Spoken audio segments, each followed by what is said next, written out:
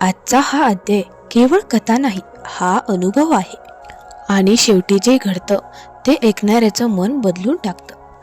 श्रीपाद श्रीवल्लभ म्हणतात, जो ऐकतो तोच पात्र ठरतो.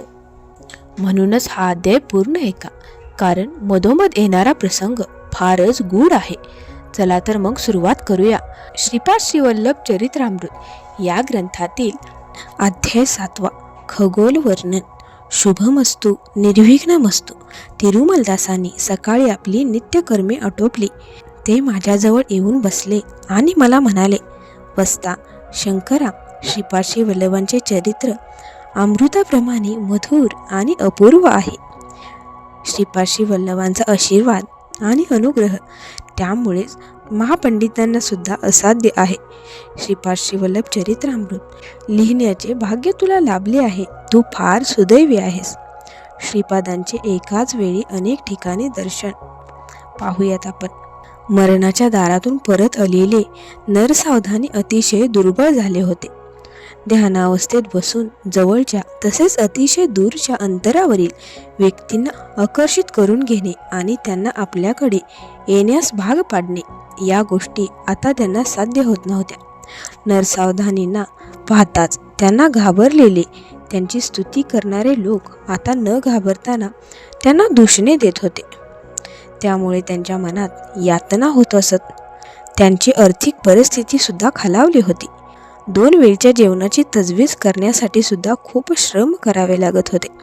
निराधार बनून आपल्या परिस्थितीबद्दल, आपल्या दुस्थितीबद्दल चिंता करीत होते.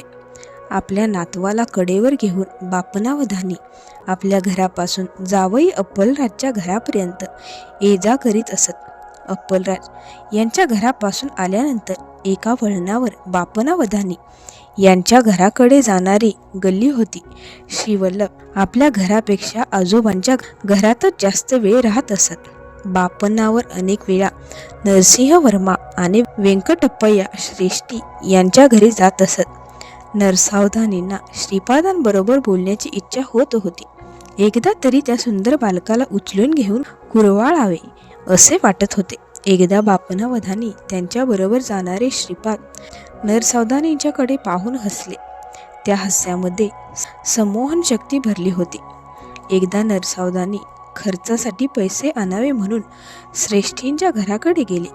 तेथे त्यांना व्यंकटप्पय्या श्रेष्ठींचे उपरणे पांघरून बसलेले श्रीपाद दिसले. उपरण्याच्या आडून डोकावून नरसावधानींच्याकडे पाहून श्रीपाद हसले. पैसे घेऊन नरसावधानी घरी आले आणि तेथून नरसिंहवर्माच्या घरी गेले. तेथे सुद्धा त्यांना श्रीपाद दिसले. नरसिंहवर्मांनी त्यांना हातावर उचलून घेतले होते. पुन्हा एकदा त्यांच्याकडे पाहून श्रीपाद हसले. अशा प्रकारे नरसावधानींना तिघांच्याही घरी एकाच वेळी दिसले. त्यामुळे हे स्वप्न आहे की मायाबाजार आहे, अशा विचारात नरसावधानी पडले. गावातील लोक नरसावधानींना बरोबरीने बोल लावत होते. पादगया क्षेत्रातील स्वयंभू दत्तमूर्ती गायब होण्याला तेच कारण आहेत असे म्हणून निंदा करीत होते. परक्या गावात आलेल्या प्रवाशासारखे नरसावधानी गल्ली गल्लीतून वेड्यासारखे फिरून घरी आले. त्यांची स्थिती पाहून पत्नीला फार वाईट वाटले. आपले दुःख मनातच लपवून ती देवघरात गेली. तेथे तिला आश्चर्यकारक दृश्य दिसले. देवघरामध्ये श्रीपाद बसले होते. आपल्या पतीला बोलावून तिने ते दृश्य दाखविले. दोघांच्याही आनंदाला पारावर उरला नाही. घरच्या भाज्या शिजवून आणून देते, त्या खा असे नरसावधानींच्या पत्नीने अनेक वेळा विनविले, परंतु श्रीपादाने त्याला नकार दिला. ज्यावेळी काल कर्म कारण एकत्र येतील तेव्हाच असा अलभ्य योग येतो. जाणते लोक तो ओळखून त्याचा उपयोग करून घेतात. संधी न ओळखल्यामुळे अविवेकी लोक ती वाया घालवतात. फार आग्रह केल्यानंतर त्यांनी जेवण करण्याचे कबूल केले, परंतु या जन्मामध्ये नव्हे तर पुढील जन्मी. नरसावधानींच्या पुढील जन्माच्या वेळी मी नरसिंह सरस्वतीच्या रूपात महाराष्ट्रात अवतार घेईन. तेव्हा नक्कीच मी तुमच्या घरी येऊन जेवण करेन असे वचन त्यांनी दिले. नरसिंह सरस्वती अवतारानंतर पुढील शतकामध्ये गणेश चतुर्थीच्या दिवशी गजानन या नावाने आपल्या जन्मस्थानाच्या जवळच्याच गावात जन्म घेईन असे सांगितले. एक वेळ सूर्यचंद्र आपला मार्ग बदलतील, परंतु श्रीवल्लभांनी दिलेले वचन मोडणे कधीच शक्य नाही. त्यांच्या आज्ञेला अनुसरूनच पंचमहाभूते आणि सृष्टीतील समस्त जीव वागतात. वाचन पालनामध्ये ते दृढव्रत आहेत, ते सत्यव्रत आहेत. पृथ्वी अस्थिर झाली, युगे बदलली, तरी त्यांच्या लीला मात्र नित्य सत्य आणि नित्य नवीन असतात. त्या देवघरामध्ये श्रीवल्लभांनी नरसावधानी आणि त्यांच्या पत्नीला हितोपदेश केला. तो सर्व दत्तभक्तांना सुद्धा अत्यंत उपयोगी आहे. ते संभाषण पुढील प्रमाणे आहे. माऊलींनो, इथेच बहुतेक लोक गोंधळतात, पण श्री वल्लभांनी इथे जे सांगितलेलं आहे ते फक्त कथा नाही, ते जीवनाचं सूत्र आहे. पुढचा प्रसंग ऐकताना एकही शब्द चुकवू नका. तर पाहूयात आपण श्रीपादांचा उपदेश. प्रश्न होता, तुम्ही कोण, देवता, यज्ञ की मांत्रिक?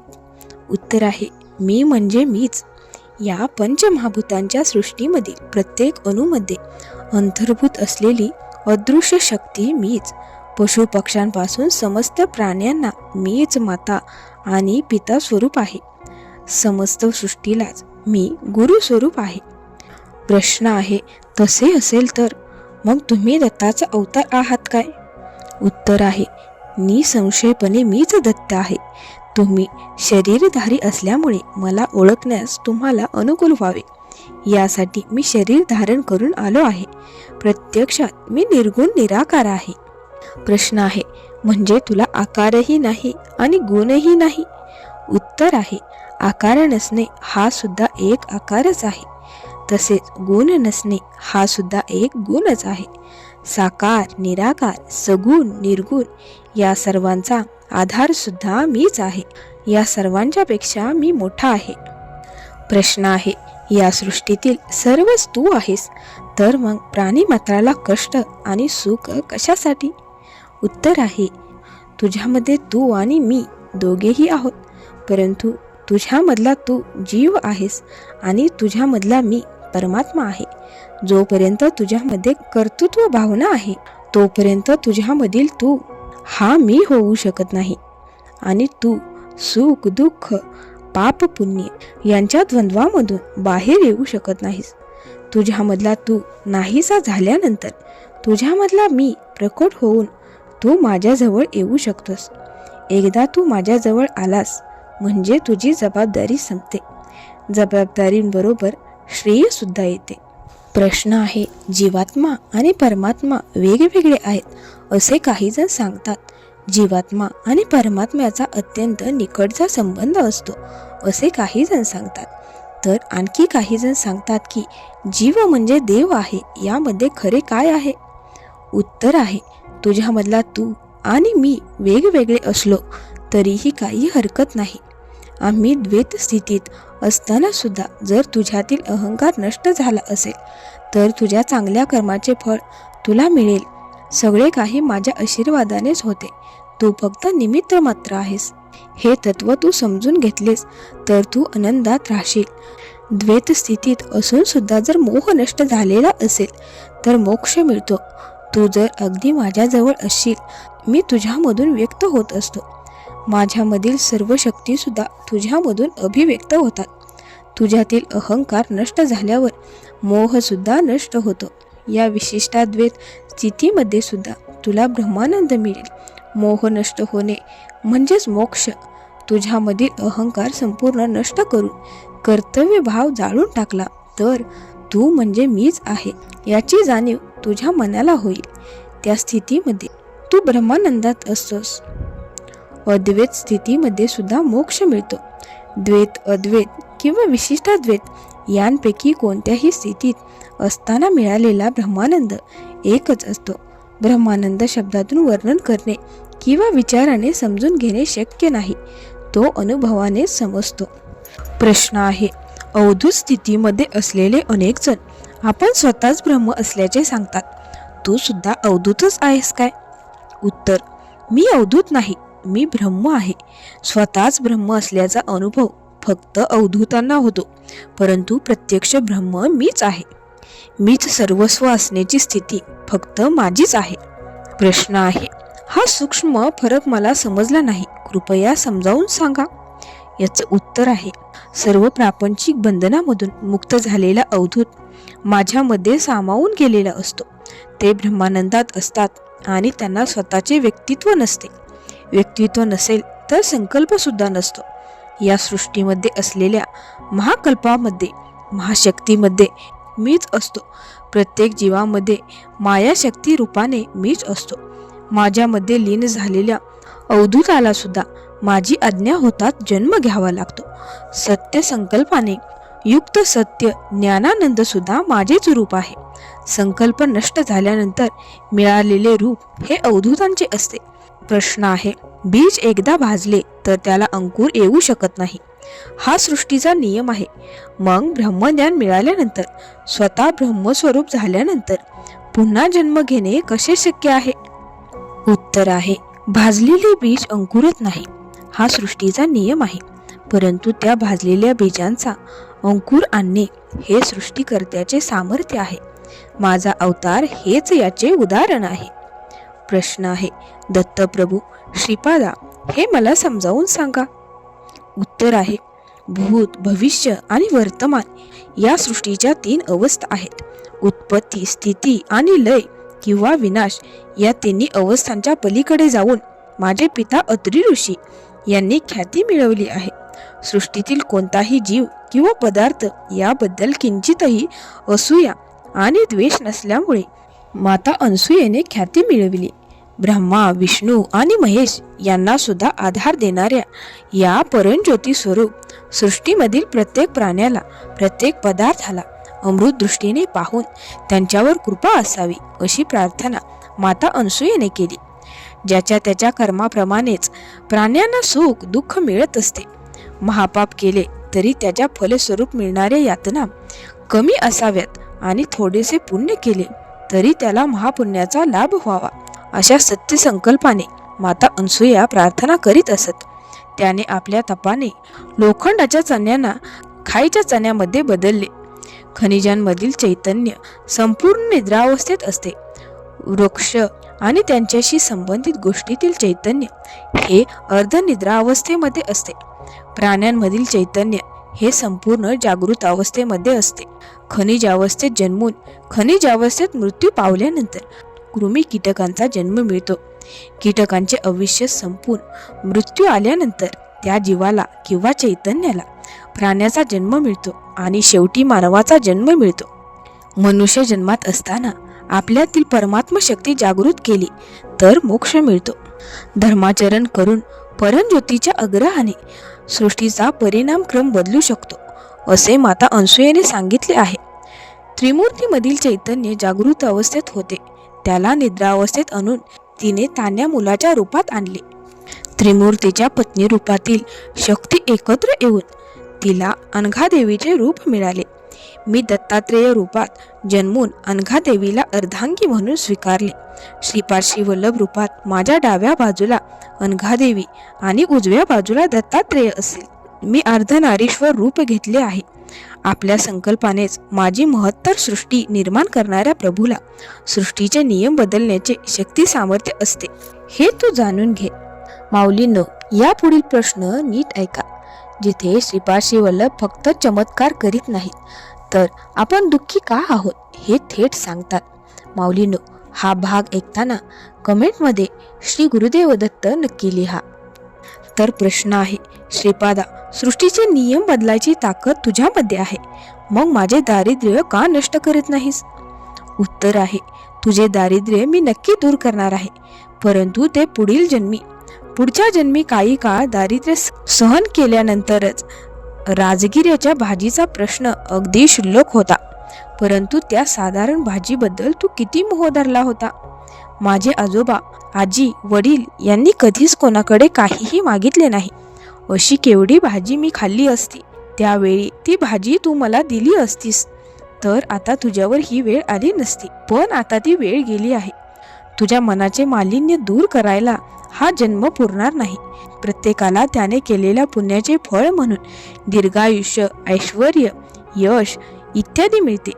त्याचप्रमाणे पापाचे फळ सुद्धा अल्पायुष्य, दारिद्र्य, अनारोग्य, बदनामी इत्यादी मिळतात. तुझ्या पुण्यफलाचा मोठा भाग मी तुझ्या आयुष्यासाठी खर्ची घातला आहे. त्यामुळे फारच थोडे पुण्य शिल्लक राहिले आहे. पाप मात्र भरपूर आहे.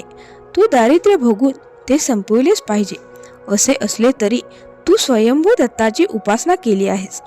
त्याचे पुण्य म्हणून दारिद्र्यात सुद्धा तुला 2 वेळच्या जेवणाची कधी कमी पडू देणार नाही. यापुढील प्रश्न आहे. श्रीपादा, एकीकडे तू म्हणतोस की शास्त्रामध्ये सांगितलेल्या वर्णव्य व्यवस्थेप्रमाणेच वागले पाहिजे, परंतु तुझ्या आजोबांनी असा निर्णय दिला आहे की वैश्य सुद्धा वेदोक्त पद्धतीने उपनयन संस्कार करू शकतात. हे चुकीचे नाही काय? उत्तर आहे, सत्य ऋषीश्वरांच्या निर्णयामध्ये चूक शोधतोस. तुझी जीभच कापून टाकावी असे वाटते. आजोबांना तू कोण समजतोस? ते साक्षात भास्कराचार्य आहेत. स्वार्थ कशाला म्हणतात हे माहीत सुद्धा नसलेले विष्णुदत्त आणि सुशीला हे दाम्पत्य मला मातापिता म्हणून लाभले पाहिजेत, असा आदेश मी कर्मदेवतांना दिला. नरसिंह वर्माचे पूर्वज श्री लक्ष्मी नरसिंह स्वामींचे परमभक्त होते. सिंहाचलमध्ये झालेल्या यज्ञयागामध्ये मोठ्या प्रमाणात अन्नदान केलेले पुण्यात्मा म्हणून ते प्रसिद्ध होते. मी पिटिकापूरमध्ये जन्म घेण्याआधीच क्रमबद्धपणे चांगल्या गोष्टी केल्या होत्या. या 3 कुटुंबांशी माझा ऋणानुबंध एका जन्मापुरता नाही, तर जन्माजन्मांतरीचा आहे. तो एकाच अवतारामध्ये संपणारा नाही. स्थल कालांतापर्यंत माझा वरदहस्त त्यांच्यावर राहील. माझ्या कृपाछत्रामध्ये ते निश्चितपणे राहतील. माऊलींनो, जर तुम्हाला वाटत असेल माझ्या आयुष्यात बदल का होत नाही, तर पुढचे 5 मिनिट तुमच्यासाठीच आहेत. इथे श्रीपाद श्रीवल्लभ थेट आत्म्याशी संवाद साधतात. श्रीपादांकडून भक्तांना अभयदान. माझ्यापुरते बोलायचे तर तू मला कवडी मोल भाजी सुद्धा दिली नाहीस. तू त्यावेळी मला भाजी दिली असतीस तर लाखभर ब्राह्मणाला जेवण घातल्याचे पुण्य तुला मिळाले असते. अशा प्रकारचे भाग्य तू लाताडलेस. एखादी गोष्ट धर्मसंमत आहे किंवा नाही हे ठरविताना शास्त्राचा आधार घेतला पाहिजे. परंतु शास्त्रामध्ये सांगितलेली गोष्ट आचरणात आणाव्यात किंवा नाही याबद्दल वाद निर्माण झाल्यास निर्मळ मनाच्या माणसाने दिलेला निर्णय म्हणजेच शास्त्र आणि वेद असे मानावे. त्यांचा निर्णयच धर्मसंमत मानावा. ते धर्माविरुद्ध निर्णय देऊच शकत नाहीत. एखाद वेळी त्यांनी धर्मविरुद्ध निर्णय देण्याचा प्रयत्न केला तरी धर्मदेवता त्यांना असे करण्यापासून रोखते आणि योग्य निर्णयच त्यांच्याकडून दिला जाईल अशी खबरदारी घेते. हिंसा हे पाप आहे असे तुझे शास्त्र सांगते. तरीही प्रत्यक्ष श्रीकृष्ण परमात्म्याच्या सक्षम झालेले कौरव पांडवांचे युद्ध धर्मयुद्ध म्हणून आणि ज्या ठिकाणी ते युद्ध झाले ते ठिकाण धर्मक्षेत्र म्हणून प्रसिद्धी पावले. यज्ञ हा पुण्यप्रद असतो, परंतु परमात्मा स्वरूप शिवाला आवेरून दक्षाने केलेल्या यज्ञाचे पर्यवसान युद्धात झाले. दक्षाला शिरच्छेद करण्यात आला आणि नंतर त्याला बकऱ्याचे डोके जोडण्यात आले. रोग्याला वेळ लागले असेल तर वैद्य त्याचा उपचार लिंबू आणि कडुलिंबाने करीत नाही. शरीरावर घाव झाला असेल तर तलवार घेऊन आजूबाजूचे आणखी मांस कापून टाकत नाहीत. मी सुद्धा तसाच आहे. माझ्यामध्ये जसा देवतांश आहे तसाच राक्षसांश सुद्धा आहे. मला राग आला तर मी पिशाच्याप्रमाणे राक्षसाप्रमाणे सुद्धा वर्तन करू शकतो. तरी पण माझ्या अंतर्यामी सर्व जीवांसाठी नेहमी प्रेम ओफाळून येत असते. तुझा स्वभाव आणि वर्तनाला अनुसरून चांगले किंवा वाईट असे माझे वर्तन असते. संपूर्ण शरणागत भक्ताचा हात मी कधीही सोडत नाही. दूरदेशी असलेल्या माझ्या भक्तांना मी माझ्याजवळ बोलावून घेतो. ऋषीचं कुळ आणि नदीचं मूळ यावर वाद घालू नये. आदी पराशक्तीने कन्यका परमेश्वरी होऊन वैश्य कुळात जन्म घेतला नाही काय? सिद्ध पुरुषांमध्ये वैश्य नाहीत काय? फक्त ब्राह्मण क्षत्रिय आणि वैश्यच नव्हे तर शूद्र सुद्धा आहे. शुद्ध सुद्धा नियम आणि निष्ठेने वागत असेल तर तो सुद्धा वैदिक उपनयन संस्काराचा अधिकारी होऊ शकतो. उपनयनाने तुझा 3रा डोळा उघडला नाही. अंतःकरण शुद्ध करून तू आत्मज्ञान संपादन केले नाहीस. तुझे लक्ष पूर्णपणे तुझ्या भाज्यांमध्ये एकवटले होते. ब्राह्मणत्व म्हणजे रस्त्यातून जाणारी वस्तू समजलास काय? या जन्मातील ब्राह्मण पुढील जन्मी चांडाळ म्हणून सुद्धा जन्मू शकतो आणि आताचा चांडाळ पुढील जन्मी ब्राह्मण म्हणून सुद्धा जन्मू शकतो. ब्राह्मणत्व हे कुल देश इत्यादी बंधनांच्या पलीकडे असते. हे रहस्य तू लक्षात ठेव. देव भावनाप्रिय आहे, त्याला फक्त ब्राह्मण प्रिय नाही. तुझा भाव, भक्ती आणि आचरणाप्रमाणेच दैव तुला प्रतिसाद देतो. ब्रह्मज्ञानाचा विचार केला तर मी ब्राह्मण आहे.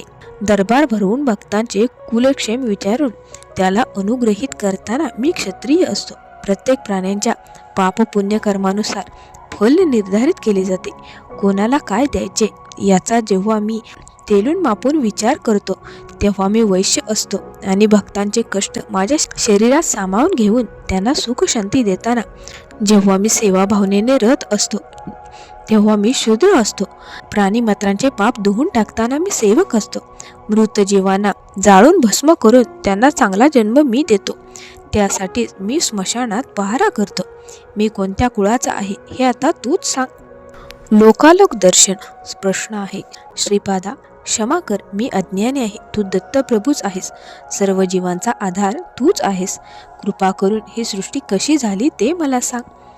उत्तर आहे, अजोबा, स्वर्गामध्ये 88,000 गृहस्थ मुनी आहेत. पुनरावृत्ती हा त्यांचा गुणधर्म आहे.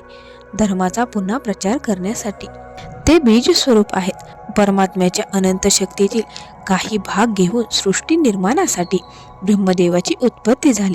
परमात्म्याच्या शक्तीतून प्रथम सर्वव्यापी जल निर्माण झाले आणि त्याने सर्व व्यापून टाकले. त्या जलातून अनेक कोटी स्वर्णमय पिंड अंड निर्माण झाले. आम्ही राहत असलेले ब्रह्मांड सुद्धा त्यापैकीच एक आहे. पिंडातील बहुतेक प्रदेश अंधकारमय होता. परमात्मा रूपाने तेज प्रकट झाल्यानंतर तो अनिरुद्ध नावाने ओळखला जाऊ लागला.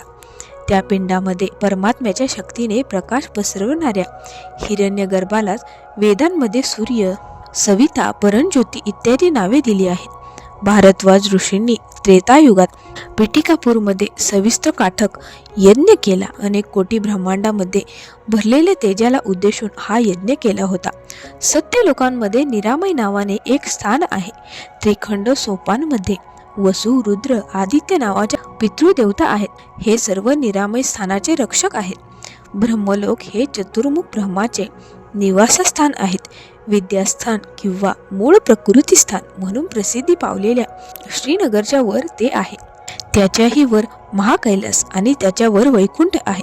सत्यलोकातील पुराणपूर हे विद्याधराचे स्थान आहे. तपोलोकातील अंजनावतीपूरमध्ये साध्य राहतात. जनलोकातील अंबावतीपूरमध्ये सनक, सनंदन इत्यादी ऋषी राहतात. महरलोकातील ज्योतिषमतीपुरात सिद्धपुरुष इत्यादी राहतात. सुवर्णलोक नावाच्या स्वर्गलोकातील अमरावतीपुरामध्ये देवेंद्र आणि देवता राहतात. ग्रह, नक्षत्रे ही खगोलाशी संबंधित आहेत. भुवरलोकातील रथंतरपूरमध्ये विश्वकर्मा नावाचा देवशिल्पी राहतो. आजोबा, भूलोकामध्ये 2 भाग आहेत. मानव राहत असलेल्या भागाला भूलोक म्हणतात. हा भाग भूलोकाच्या दक्षिणेला 5 कोटी ब्रह्मांड योजन अंतरावर आहे. भूलोक आणि भुवरलोक याला मर्त्यलोक म्हणतात. यामध्ये महाभूमी सुद्धा अंतर्भूत आहे. अतल, वितल, सुतल, रमातल, तलातल, महातल यांचा समावेश पाताळ लोकांमध्ये होतो. या सर्वांना स्थूलपणे स्वर्ग, मर्त्य आणि पाताळ अशा 3 भागात विभागले आहे. आम्ही राहत असलेल्या या भूगोलाच्याही खाली असलेल्या महाभूमीच्या मध्यभागी चक्राकार उंचवटा आहे. तेथे कायम प्रकाश देणारे चंद्र, सूर्य आहेत. सतत प्रकाश असल्यामुळे तेथे कालगणना करता येत नाही. याच महाभूमीवर 7 समुद्र आणि 7 द्वीपे आहेत. जम्बूद्वीप सुद्धा येथेच आहेत. भूलोक आणि भुवरलोक या दोन्हींना मिळून मर्त्यलोक असे म्हणतात. भूलोकामध्ये महाभूमी आणि भूगोल असे 2 भाग आहेत. सृष्टीच्या प्रारंभी हे पाण्याने भरलेले होते. सृष्टी निर्माण करण्याच्या उद्देशाने तप करण्यासाठी प्रजापतीने पुष्कर पर्णाची निर्मिती केली. प्रजापतीने वराह रूप धारण केले आणि पुष्कर पर्णाच्या जवळच्या पाण्यात बुडालेल्या महाभूमीतून काही चिखल आपल्या वाकड्या शिंगावर घेऊन पुष्कर पर्णावर ठेवला. कालांतराने त्यालाच पृथ्वी असे नाव पडले. महाभूमीपासून पृथ्वी 5 कोटी ब्रह्मांड योजने अंतरावर आहे. महाभूमीचा विस्तार 50 कोटी योजने इतका आहे. जम्बूद्वीप महाभूमीत आहे आणि त्यामध्ये 9 खंड आहेत. दैवखंडामध्ये देवता, गभस्थ खंडामध्ये पिशाचे, पुरुष खंडामध्ये किन्नर, भरत खंडामध्ये मानव, शरभ खंडामध्ये सिद्ध, गंधर्व खंडामध्ये गंधर्व, ताम्रखंडामध्ये राक्षस, शेरू खंडामध्ये यज्ञ, इंदू खंडामध्ये पन्नग राहतात. महाभूमीतील जम्बूद्वीपाच्या दक्षिणेला असलेल्या भरत खंडामधील भरतपूर येथे वैवस्व तमनू हे भूऋषी आणि मानवांबरोबर राहत होते. महाभूमीतील जम्बूद्वीपाप्रमाणे भूगोलामध्ये सुद्धा जम्बूद्वीप आहे. श्रीपाद वल्लभांचा अवतार घेण्यापूर्वीच 100 वर्षे आधीच मी महाभूमीमध्ये आलो होतो. महाभूमीतील जम्बूद्वीपाचा विस्तार 1 लक्ष ब्रह्मांड योजने आहे. भरतखंडातील जम्बूद्वीपामध्ये समशीतोष्ण हवामान आहे. अति उष्ण आणि अति शीत नसल्यामुळे ते आल्हादकारक वाटते. येथे कायमचा प्रकाश असतो, त्यामुळे दिवस रात्र असा फरक करता येत नाही. महाभूमीतील जम्बूद्वीपाचा विस्तार 1 लक्ष योजने आहे. लवण समुद्र 1 लक्ष योजने, प्लक्षद्वीप 2 लक्ष योजने, यक्षुरक्ष समुद्र 2 लक्ष योजने, कुशद्वीप 4 लक्ष योजने, सुरा समुद्र 4 लक्ष योजने, कौंचद्वीप 8 लक्ष योजने, सर्पी समुद्र, याला धृत समुद्र असेही म्हटले जाते, तो 8 लक्ष योजने, शेकोद्वीप 16 लक्ष योजने, दधी समुद्र 16 लक्ष योजने, शाल्मली द्वीप 32 लक्ष योजने, क्षीर समुद्र 32 लक्ष योजने, पुष्कर द्वीप 64 लक्ष योजने, शुद्ध जल समुद्र 64 लक्ष योजने, चलाचल पर्वत 828 लक्ष योजने, चक्रवाळ पर्वत 256 लक्ष योजने, लोकालोक पर्वत 512 लक्ष योजने, तपोभूमी 1250 लक्ष योजने. याप्रमाणे प्रत्येकाचा विस्तार आहे. लोकालोक पर्वत ओलांडून सूर्याचे किरण जाऊ शकत नाही, त्यामुळे लोकालोक पर्वत आणि पिंड देशाच्या मधल्या भागांमध्ये अंधार असतो. पिंड प्रदेशामधील अंतर 1 कोटी योजने इतके आहे. वराह किंवा नरसिंह हे भूमीवर झालेले अवतार नव्हे, आणि वराह म्हणजे डुक्कर नसून तो एक अनकुचीदार सुळा असलेला खडक मृग आहे. द्वीप, द्वीपाधिपती आणि द्वीपदेवता स्वयंभू मनू आणि महाभूमीतील जम्बूद्वीपाचा प्रथम चक्रवर्ती अधिपती. त्यांचे 7 पुत्र 7 द्वीपांचे अधिपती झाले. मेधातिथी हा प्लक्षद्वीपाचा अधिपती झाला. वपुष्मंत हा शाल्मल द्वीपाचा, ज्योतिष्मंत हा कुलद्वीपाचा, द्युतिमंत हा कौंच द्वीपाचा, हव्य हा शाकद्वीपाचा, सवन हा पुष्कर द्वीपाचा अशा प्रकारे अधिपती झाले. प्लक्षद्वीपामध्ये आर्यक, कुरर, विंदक आणि भाविन असे 4 वर्ण होते. चंद्राकृतीमध्ये असलेला विष्णू हे त्यांचे आराध्य दैवत. शाल्मल द्वीपामध्ये कपिलवर्ण, चरणकवर्ण, पीतवर्ण आणि कृष्णवर्ण असे 4 वर्णाचे लोक होते. विष्णू हे त्यांचे आराध्य दैवत. क्रौंच द्वीपामध्ये पुष्कर, पुष्कल, धन्य आणि पिष्य या 4 वर्णाचे लोक राहत होते, आणि सूर्य जगलान हे त्यांचे आराध्य दैवत होते. पुष्कर द्वीपामध्ये मात्र चतुर्वर्ण नव्हते. सर्वजणच देवताप्रमाणे रोग आणि दुःखविहीन असून आनंदाने राहत होते. ब्रह्मा हे त्यांचे दैवत होते. आपल्या भूगोलातील जम्बूद्वीपात भारतवर्ष, किंपुरुष वर्ष, कुरुवर्ष होते. आजोबा महाभूमीच्या खंडविभागातील जम्बूद्वीपाप्रमाणेच भूगोलातील जम्बूद्वीपाचे भाग होते. महाभूमी गोलाकार असून मध्यभागी सपाट पठार होते. यालाच भूमंडळ म्हणत असत. भूगोल किंवा लिंबूसारखा गोल होता. भूगोल हा लिंबूसारखा गोल होता. महाभूमीच्या भोवती असलेल्या मेरुरेखेपासून ब्रह्मांडाच्या मर्यादेपर्यंत भूगोल पसरलेला होता आणि तारकाचक्राच्या मध्यभागी होता. महाभूमीच्या मध्यभागी असलेल्या मेरुरेखेभोवती जम्बूद्वीप आहे. त्याच्या भोवती सप्तद्वीपे आहेत. भूगोलाचा उत्तर अर्धगोल देवांचा प्रदेश आणि दक्षिण अर्धगोल असुरांचा प्रदेश म्हणून ओळखला जातो. महाभूमीच्या मध्यभागचा प्रदेश अग्निज्वालेसारखा प्रकाशित आहे सर्व जीवांचे प्रतिपालन करणाऱ्या मनूचे हे निवासस्थान आहे.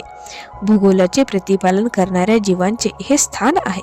महाभूमीला वेढा घातलेल्या चक्राकार पर्वताच्या टोकाला ज्योतिष चक्राने वेढा घातलेला आहे, परंतु भूगोल त्यापासून वेगळा आहे. सप्तपक्षेने अवृत्त असलेले ज्योतिष चक्र भूगोलाला दररोज एक प्रदक्षिणा घालते.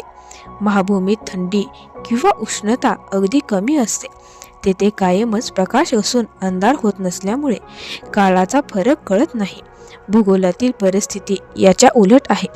पुण्यफळ अनुभवण्यास पात्र असतात त्यांनाच महाभूमीमध्ये प्रवेश असतो.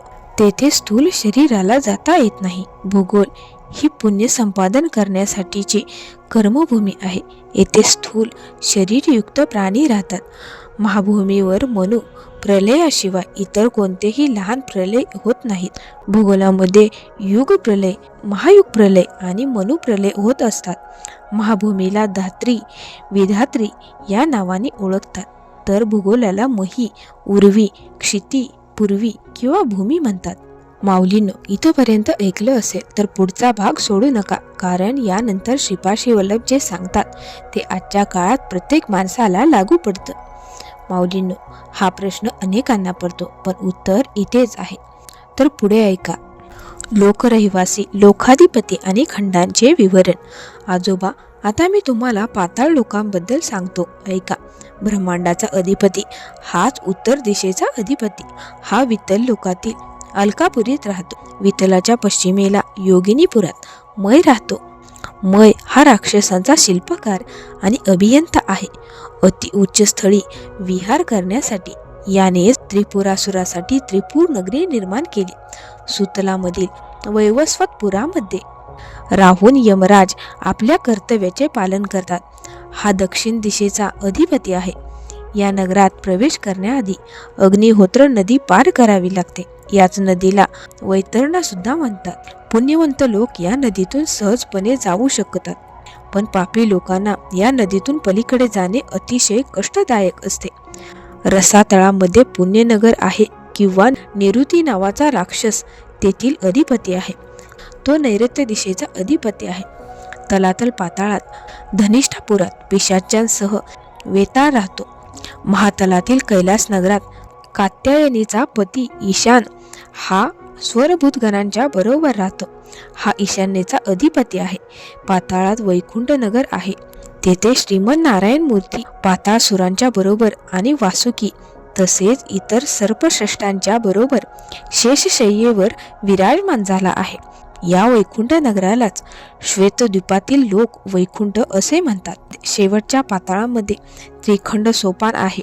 त्याच्या प्रथम खंडात अनंग जीव राहतात, द्वितीय खंडात प्रेतात्मे आणि तृतीय खंडात यातना देहधारी जीव हाल अपेष्टा भोगत असतात. सप्तसमुद्र आणि सप्तद्वीपे महाभूमीतच आहेत. त्यांच्या मध्यभागी जम्बूद्वीप आहे. ते 9 भागात किंवा खंडात विभागले आहे. दक्षिणेला असलेल्या भागाला भरतखंड म्हणतात. त्यामधील भरतपूरमध्ये स्वयंभू मनू राहतो. अनेक पुण्यात्मे आणि ऋषी त्यांच्यावर मनूचे अधिपत्य आहे. तो धर्माच्या नियमाप्रमाणे त्याच्या प्रजेचे पालन करतो. महाभूमीतील सप्तद्वीपांच्या सभोवती चराचर, चक्रवाळ आणि लोकालोक पर्वत यांनी स्वर्ग लोकांपर्यंतचा प्रदेश व्यापलेला आहे. या पर्वतांमुळे प्रकाश बाहेर जाऊ शकत नाही. महाभूमीच्या खालच्या भागाला सतत अधोलोक आहे. यांनाच सप्तपाताळ असे म्हणतात. अतल लोक हे पिशाच्यांचे निवासस्थान आहे. वितल लोकाच्या अलकापुरीमध्ये राक्षसांच्या समवेत मय राहतो.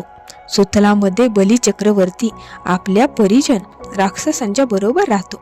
वैवस्वतपुरात यम धर्मराज राहतो.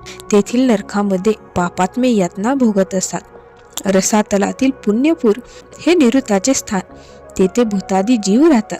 तलातलाच्या धनिष्ठापुरात वेताळ राहतो. तलातलातील कैलासपुरामध्ये रुद्र राहतो. महातल हे पितृदेवांचे निवासस्थान आहे. पाताळाच्या श्वेत द्वीपामध्ये वैकुंठ आहे. तेथे नारायण राहतो.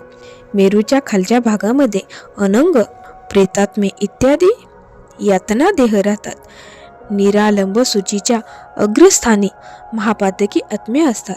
भोजनानंतर रौरवे, अपुण्य निलये, पद्मार्बुद, निवासिना, अर्थिना, उदक दत्तम, अक्षयमु पतिशती हा मंत्र म्हणून उत्तरापोषणात जे पाणी सोडले जाते ते यांच्यासाठीच असते. भूलोकांची नावे आणि त्यांचा विस्तार. भूलोकातील भूगोल आणि महाभूमी ही वेगवेगळी आहेत हे समजून घे. भूगोल प्रदेशाच्या वर असलेल्या ध्रुवस्थानापर्यंतच्या प्रदेशात मेरू रेखेवर सूर्यलोक हा सदैव प्रकाशित असतो. हे सूर्यदेवाचे वसतिस्थान आहे. सूर्यमंडळाप्रमाणे चंद्रलोक, अंगारक लोक, बुधलोक, गुरुलोक, शुक्रलोक, शनेश्वर लोक, राष्ट्रादी देवतालोक, नक्षत्र देवतालोक, सप्तऋषी लोक आणि त्यावर ध्रुवलोक आहेत. त्यांच्याशिवाय आणखी अनेक लोक आहेत. भूमध्य बिंदूपासून सूर्यलोक 1,00,000 ब्रह्मांड योजने अंतरापर्यंत आहेत. हे सूर्यादी देवतांचे निवासस्थान आहे.